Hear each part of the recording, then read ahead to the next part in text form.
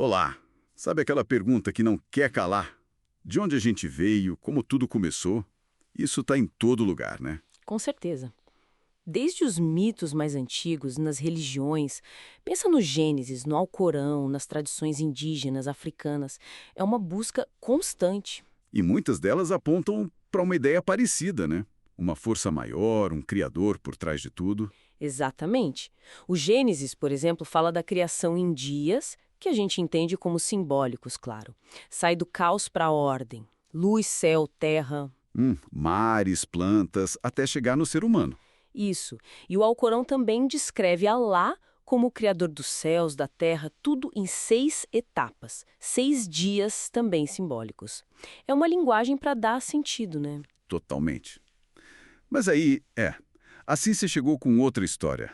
Big Bang, universo em expansão, nosso planeta com quase 5 bilhões de anos. Isso, 4,7 bilhões mais ou menos. Uma terra que era fogo puro, depois foi moldada por colisões, água, gelo, até a vida surgir. E aí fica a pergunta, né? Como é que essas visões conversam? A fé, com sua linguagem mais simbólica, espiritual, e a ciência, que busca observar, comprovar, elas podem, sei lá, andar juntas? Olha, essa é a grande questão. E não tem uma resposta única, né? Mas muitas tradições tentam sim construir essas pontes. E falando nisso, a gente tem um exemplo bem brasileiro disso, que é a Umbanda. Exato. A Umbanda é conhecida por ser muito aberta, né? Ela junta influências africanas, indígenas, cristãs, tem coisa do espiritismo, até do hinduísmo. Uma mistura muito rica.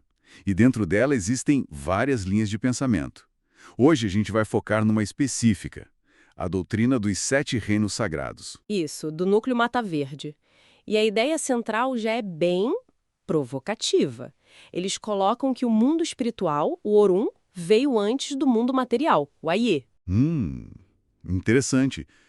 E os orixás, que são essas divindades representantes de Deus, teriam atuado na formação do planeta? É por aí. A doutrina diz que eles, como manifestações das forças de Deus, digamos, desceram para organizar a criação material. E os 7 reinos seriam as etapas dessa formação. Então, peraí, não são lugares físicos, tipo países ou continentes? Não exatamente. São mais como etapas energéticas, vibracionais, sabe? Fases da formação do planeta Terra, cada uma com sua energia e seu propósito. O espiritual moldando o material. Entendi. É tipo um mapa energético da criação do planeta. Fascinante. Vamos começar pelo primeiro, então? O Reino do Fogo. Imagino que seja bem intenso. Totalmente. Pensa na Terra recém-nascida, uma bola incandescente, magma puro, energia bruta, primordial. É a força criadora no seu estado mais explosivo, digamos assim. Orixás ligados a essa força ígnea, fundamental. É a base de tudo, a energia que deu o pontapé inicial. Faz todo sentido. E depois dessa fase de fogo, imagino que as coisas começaram a esfriar. O Reino da Terra. Exato. Um resfriamento gradual, a crosta terrestre começa a se formar, as primeiras rochas, o relevo ganhando alguma forma, a energia se solidificando, criando a base física. Ainda com muita atividade vulcânica, imagino. Com certeza, mas já é o princípio da estabilidade, da forma. E com tanto vulcão veio o ar, certo? O Reino do Ar. Sim, a atmosfera primitiva. Não era o ar que a gente respira hoje, claro. Eram gases vulcânicos, mas essenciais para regular a temperatura, para o clima e para permitir que a água pudesse existir em estado líquido depois. Ah, então um reino prepara o terreno para o outro. Legal. Isso nos leva direto para o reino da água. Exatamente. Aí surgem os oceanos, rios, lagos. A água é fundamental, né? Onde a vida como a conhecemos começou, as primeiras reações químicas complexas, os organismos microscópicos. É o berço da vida biológica mesmo.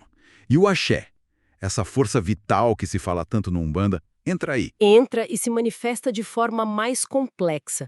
O axé é essa energia divina que está em tudo, desde o fogo inicial. Mas na água, ele começa a animar a vida biológica de um jeito novo.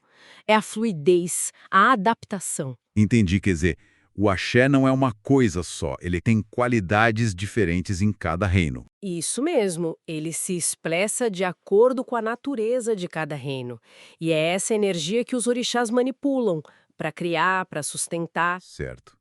Bom, depois da água, imagino que a vida tenha explodido. O reino das matas. Exatamente. Aí a diversificação acontece para valer. Plantas de todos os tipos, animais surgindo, os ecossistemas ficando complexos, a terra se cobre de verde. É o reino da fertilidade, da interconexão da vida. E onde nós entramos nessa história? O reino da humanidade vem aí? Vem aí. E aqui a doutrina traz uma visão bem integradora. Ela não nega a evolução biológica, mas a enxerga como parte de um processo espiritual maior. Ah, interessante. Como assim? O ser humano surge com a inteligência, a consciência, o livre-arbítrio, mas como parte dessa natureza toda, não como algo separado ou superior para dominar. A ideia de cuidado, de integração. Então, não é aquela oposição evolução versus criação, mas, talvez, evolução como parte da criação espiritual. É bem por aí. Tenta harmonizar, sabe? E, por último, chegamos no sétimo reino, Que seria o reino das almas. reino das almas. Isso já soa bem mais etéreo. O que seria? Pensa na dimensão espiritual do próprio planeta. Às vezes chamam de psicosfera. É onde as consciências que não estão mais no corpo físico, os guias espirituais e até a energia psíquica de todo mundo interagem. Uau! Então é a ponte final entre o físico e o espiritual, o Aie e o Orum. Exatamente. É a conexão mais sutil, onde o mundo visível e o invisível se tocam de forma mais direta. Que estrutura complexa e bonita. Fogo, terra, ar, água, matas, humanidade e almas.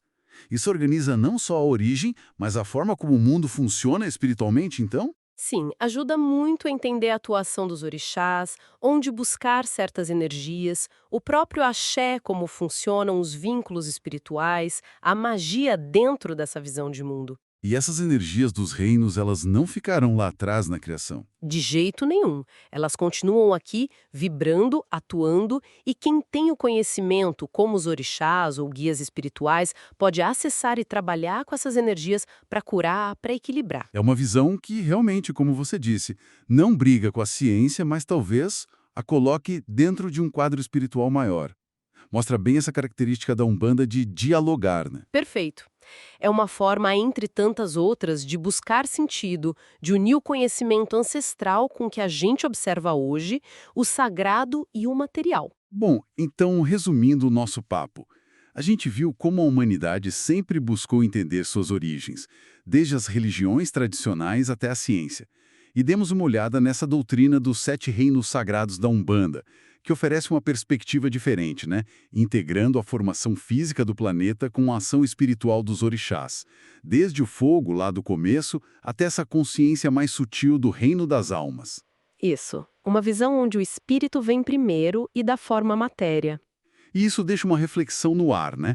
Se a gente pensar que o espiritual realmente precedeu e moldou o material, como isso pode mudar a forma como a gente vê o nosso próprio propósito aqui e a nossa relação com o mundo, tanto o que a gente vê quanto o que a gente não vê? É uma pergunta profunda, sem dúvida. E olha, ainda teria muito mais para falar sobre cada orixá regente em cada reino, as funções deles, como usar esse conhecimento no dia a dia. Com certeza. Fica aí a ideia para uma próxima conversa, então.